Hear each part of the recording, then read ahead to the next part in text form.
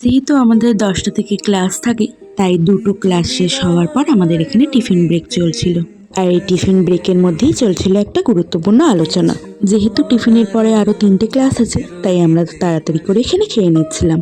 আর এইখানে না সবাই মিলে একসাথে টিফিন খাওয়ার ব্যাপারটা কলেজ থেকে বেরিয়ে গেলে আমি খুব মিস করব।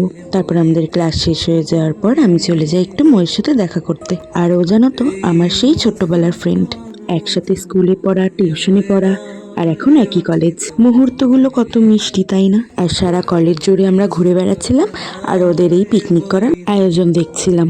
তারপর বেশ কিছুক্ষণ গল্প করার পর মৌ বলছিল বাড়ি যাবে, তাই ওকে ছেড়ে দিয়ে আমি আবার আমার ক্লাসরুমে চলে আসি।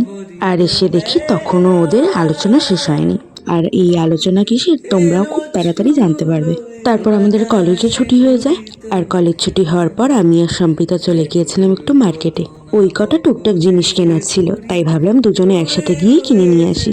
বেশ গল্পও হবে, আবার কেনাও হয়ে যাবে।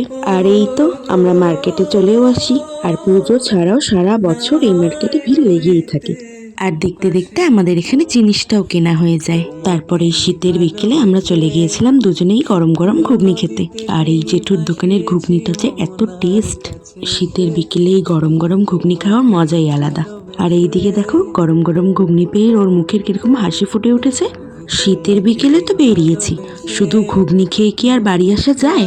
তাই আবার দুজনে মিলে চলে গিয়েছিলাম পাশের দোকানেরই গরম গরম মোমো খেতে। যাই হোক, তারপর মোমো ঠামো খেয়ে ও আমাকে এদিকে গাড়িতে উঠিয়ে দিয়ে ও নিজেও বাড়ি চলে যায়। তো আজকের মতন ভিডিওটা এখানেই শেষ করছি। তো আজকের ভ্লগটা কেমন লাগলো তোমরা সবাই কিন্তু জানিও। দেখা হবে নেক্সট কোনো লং ভ্লগ বা শর্ট ভিডিওতে। টাটা।